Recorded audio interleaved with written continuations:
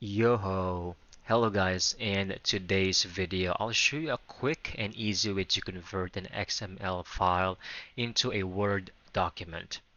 Let's begin. First open Microsoft Word. Over here, click on the File section, okay? If you have a file, for example this, click here and then click Open so we can browse the XML file. Select on this and it will show this message. This file has custom elements that are no longer supported in Word. Just click on OK. What we need to do is click on File, Save As, choose any folder on your computer. Then we need to change this as a Word document.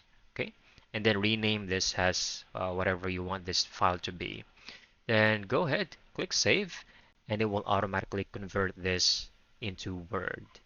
Now, if that's too much for you, we can easily use online services. So I will show you which ones that are working perfectly fine, okay? So these are just some of the examples I can provide you with. So just make sure to utilize these websites that has free versions on them. And that's it. You have now successfully converted these files into a Word document. I hope you found this video very helpful.